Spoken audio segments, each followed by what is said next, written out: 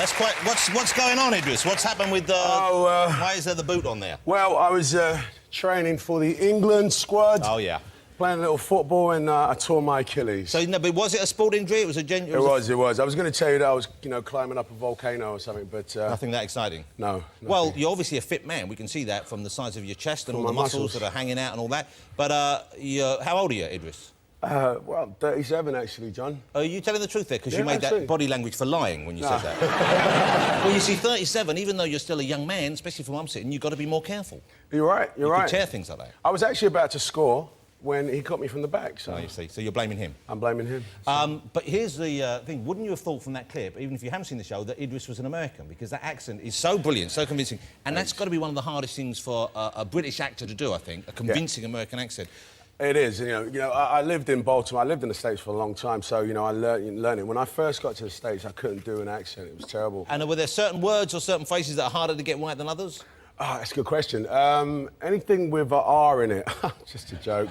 Just a joke. Just a joke.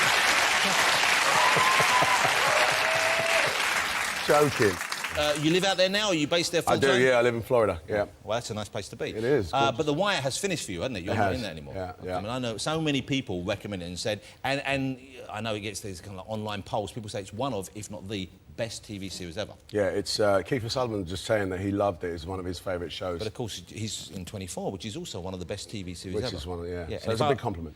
If I was Harry Hill, there'd be only one way to sort this out. Kiefer's no idea what that means, but we'll tell you later, Kiefer.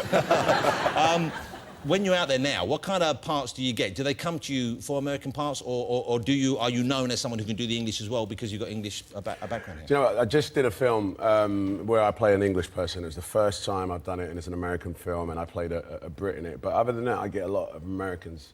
Yeah. And my accent, honestly, like, I'm a biggest critic. My accent's a little dodgy here in places, you know what I mean? So now, I'm looking forward to playing more English roles as well. Well, I know you've got a big new English show here, which looks great as well, because what I like about shows like The Wire and those kind of things is that they have a certain... They look like movies, essentially, They're shot that way.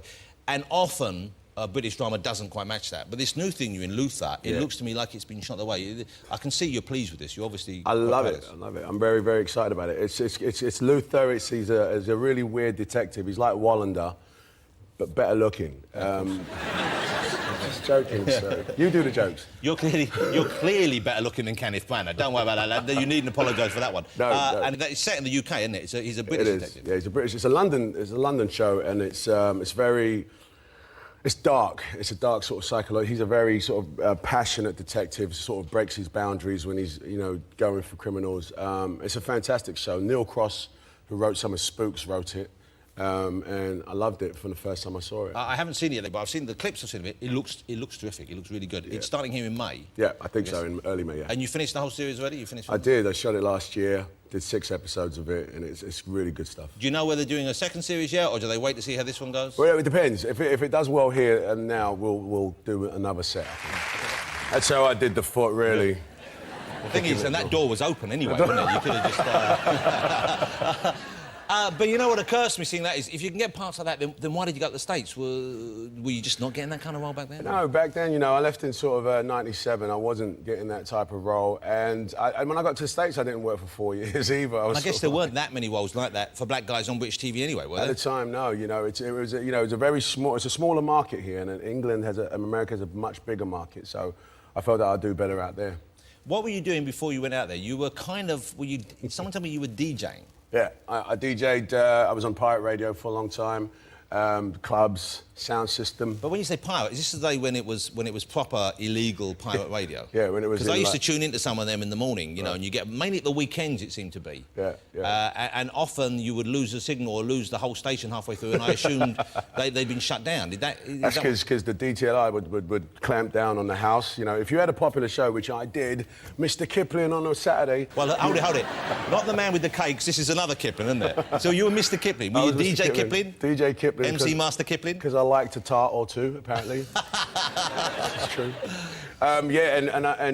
We used to do pirate radio in all these little derelict houses and that, and then the antenna would be on top. And you'd hear that knock on the door. They wouldn't even knock on the door. They'd just kick the door down, and you'd have to be out the other side. So you had a few records, your bag, and... And so you'd grab the gear and you'd actually go off? You leave the turntables, but you take your records. Were you ever arrested? Were you ever called out? Never. I had a popular show. Yeah. Any of the guys you work with, though, any of the other DJs get caught? Yeah, there's a guy that... one time, because of my show, I left, and as soon as I left, he got caught. Because, you know, the antenna was on the roof. And so what would be the consequences of getting caught there? You'd go to jail. Did he go to jail? No, I think he didn't go to jail. I think he got a fine, but he did. And they take your stuff as well, all his records and everything. Lose all your records. That's probably the worst thing. I know. The vinyl as well back in the day. You still DJ now? You still do that now? Yeah, I DJ. I play more house music, more safer environments, you know what I mean? Clubs. Yeah. Have you ever DJed for any... Do you do parties for friends, for people like that? Yeah, I mean, you know, in the States, I've done all sorts of... I've DJ'd for Missy Elliott a couple of times. I was just in Miami doing the Winter Music Conference on the beach and all that. And you're involved with... Didn't you do something for Jay-Z on one of his albums? Yeah, Jay-Z did an album called American Gangster, and I was in the film, and I remember, you know, I wanted to be on the album, and I was like, I don't rap. What should I do? You know, I do rap, but it's not like Jay-Z was going to take my record. You rap, Idris? Yeah. Man, let's hear a little bit of this. Come on, let's lay down a few lines. What? Yeah, you see? Yeah. Don't put me on the spot. It might be really terrible, wouldn't it? Well, we're hoping it'll be terrible, obviously. All right, I'll make it off at the top of my head. It's really good, Dread. Me and Jonathan Ross, we don't give a toss. Yeah. That's not even a rap. No, that's I know. They're the sort of letters I get from people at the bank when they're leaving. Well, that's why I didn't, you know, that's why Idris, I thought... I'll help you out. Go on. Everyone clap. Okay.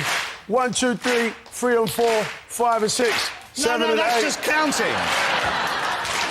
Well, help me out, lads. You are the worst rapper I've ever met, and I've interviewed Vanilla Ice. OK. Now, when you're in Florida, what do? You play football, I guess. What do you do to keep fit? Because you are obviously a fit man. I guess you have to for the kind of roles you get, don't you? No, honestly, I don't keep fit as... I know, I wore this T-shirt because it shows me muscles, but normally I've got a bit of a gut, you know what I mean? I don't know what that would feel like. You don't say. How can you sit there, especially sitting opposite me, and say you don't keep fit? I don't. Look at you. I play a little football. Yeah. Not much, clearly, but I do play a little football and I do a little kickboxing. That's it. Do you think there's a difference between like the American actors and the British actors in that respect? Because I know they do take it very seriously. But the actors in America? Well, no, yeah, like the gym and the fitness side of it. Oh, yeah. When I lived in LA for a little while, like everyone would go to the gym. It was part of the routine, and I just couldn't get into it, you know.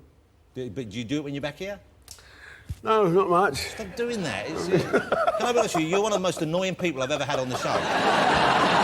Right? You say you're going to rap and you count to 8, and then you say you go to the gym and you've got the biggest arms I've seen. But this is... I'm thrilled the way it's worked out for you, because a lot of people go over there and, you know, regardless of their talent, it doesn't quite happen. Right. But it's really taken off for you, because I know you're a major star there. I was out and I saw you on a couple of talk shows right there, and I think this is amazing, this guy from Hackney. I tell you, you know, my mum and dad, my mum and dad still live here in East London, and, you know, they don't know what it's like for me in the States. My mum just came over. But it's quite mental for you out there, isn't it? I mean, you get mobbed. A little bit, yeah, a little bit. I have, you know, a security guard if I have to go to a club. Like, they love me. You know what I mean? Well, you're a very handsome man.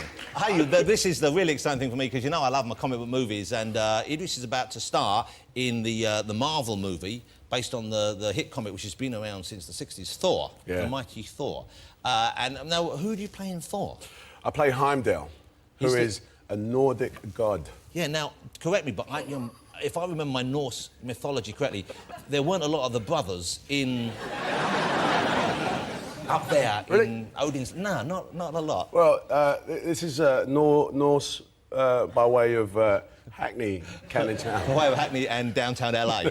And so Heimdall, is he the guy, if I remember correctly, he's the guy who guards the Rainbow Bridge? That's right, Asgard, where Thor comes from. There's this big bridge, and Heimdall's this beast of a man that sits there and watches.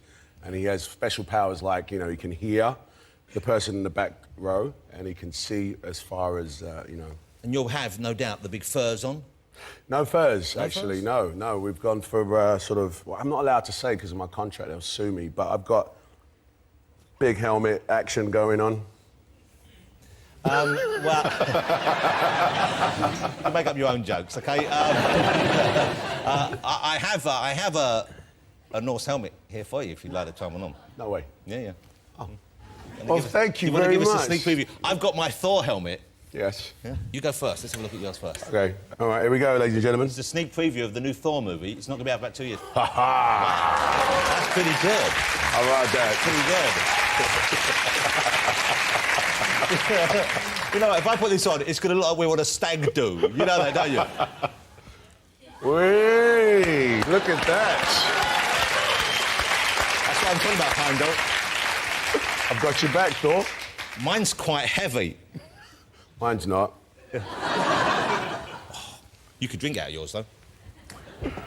Oh, man. Get off. Just leave now. Idris, no, don't go. Hey, well, I'm going to say goodbye now. Great to meet you. I'm thrilled you came on the show, and I'm so pleased with your success that you earned it. But also, Luther looks like it's going to be terrific. Yeah, I'm proud of Luther. Watch it. It's really good. It's adult, and it's got a lot of surprises in it. It's really good. Can't wait to see Thor as well. Ladies and gentlemen, the fabulous Mr. Idris Elba. Welcome to Friday Night with me, Jonathan Ross. Welcome to Alan Carr, China!